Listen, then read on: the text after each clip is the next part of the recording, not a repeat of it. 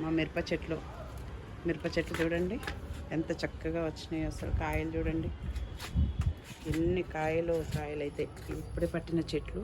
కాకపోతే కాయలు చూడండి ఎట్లా వచ్చినాయో కాయలు ఎంతెంత పెద్దగా.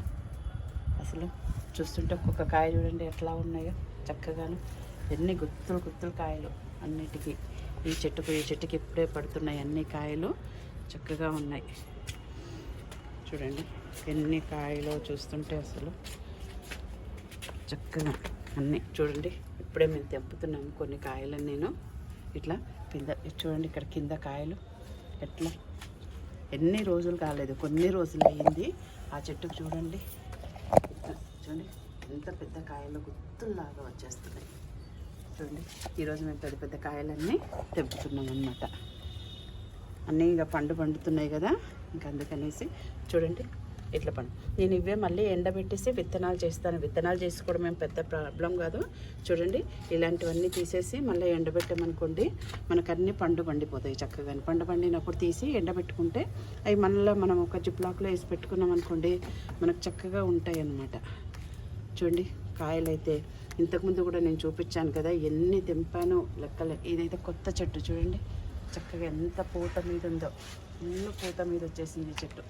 నాకు ఓన్లీ 3 చెట్లే ఉన్నాయి. అదైతే చూడండి అది పడేమొలిసిన చెట్టే కానీ దానికి విపరీతమైన కాయలు ఎన్ని ఉన్నాయో అసలు. చూడండి ఈరోజు మేము హార్వెస్ట్ చేస్తున్నాము, మొత్తము తెంపుతున్నాం కదా అట్లా అనమాట. ఓన్లీ చూడండి ఇవి నేను పెయింట్ బకెట్లలోనే పెట్టాను, ఎక్కడో కూడా కాదు పెట్టింది.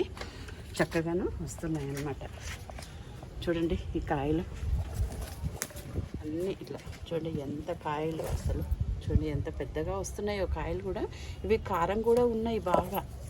ఈ కాయలు కొంచెము కారం కూడా ఉన్నాయి అన్నమాట. ఇవి చూడండి చక్కగా ఉన్నాయి.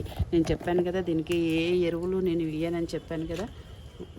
ఓన్లీ కిచెన్ వేస్ట్ అంతే నేను కలిపి పెట్టినప్పుడే. చూడండి దీంట్లో మట్టి ఎంత ఉంది, మట్టి అస్సలు లేదు. చూడండి నేనేం లేదు కిచెన్ వేస్ట్ వేసి అడుగున కొంచెం మట్టి కలిపేసి దాన్ని ఇట్లా మట్టి వేసి పెట్టేస్తే ఒక 15 డేస్కు మనకు అది మొత్తం 15-20 డేస్కు మొత్తము ఎరువులాగా అయిపోతుంది కదా. ఆ లోపల వేడిపోవాలి. ఎప్పుడైనా సరే చెయ్యి పెట్టి చెక్ చేసుకోవాలి. మీరు ఏదున్నా సరే ఏ మొక్క పెట్టినా ఇట్లా కిచెన్ వేస్ట్ వేసినప్పుడు చెయ్యి పెట్టి చెక్ చేసుకున్నాం అనుకోండి, అప్పుడు మనకు వేడి తగలకపోతే అప్పుడు మనము ఇంకా దాన్ని మొక్క పెట్టేసుకోవచ్చు. చూడండి ఇందులో కూడా చూడండి ఎంత మట్టి, సగం బకెట్ మట్టేనండి. ఏది చూసినా సరే ఇందులో కూడా చూడండి. ఎందుకంటే టెర్రస్ గార్డెన్ చేసినప్పుడు ఎప్పుడు మట్టి ఎక్కువ ఉండకూడదనమాట, కొంచెమే ఉండాలి మట్టి. ఎందుకంటే బరువు మిద్దె తోట బరువు కదా, మనకు పైన ఎక్కువ పెట్టకూడదు. చూడండి కిందకు దాక్కున్నాయి కాయలు, కిందకు అసలు. చూడండి ఎట్లా ఎన్ని కాయలు వచ్చినాయో. సరిపోతాయి కదా 4 రోజులకు ఇన్ని కాయలు వస్తాయండి మాకు, సరిపోతాయి. చూడండి ఎంత చక్కగా. అందరూ కిచెన్ వేస్ట్ మనకు బయటకి ఇవ్వకుండా ఇలా సేవ్ చేయడం, పర్యావరణాన్ని కూడా మనం రక్షించుకునే వాళ్ళం అవుతాం. ఇంకో చూడండి ఇక్కడ ఇలాంటి పురుగులు ఉంటాయి కదండి. చూడండి కనబడుతుందా, ఇలా పాకుతూ ఉంది అక్కడ పాకుతూ చూసారా.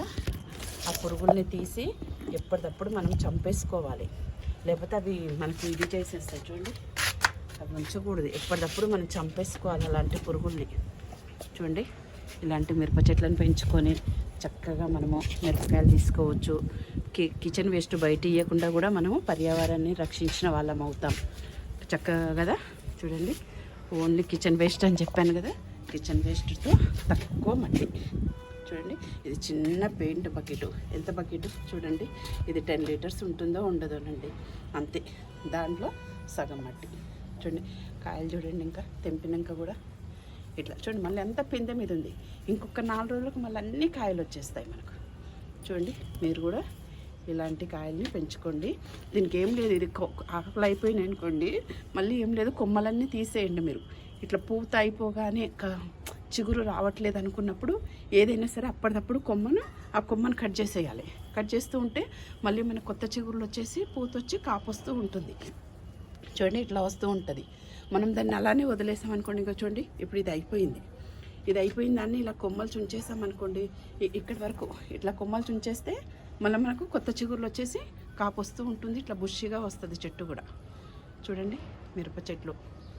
మీరందరూ కూడా ఇట్లా పెంచుకొని ఆర్గానిక్ ఫుడ్ తీసుకోండి. లోకాం సమస్తాం సుఖినో భవంతు.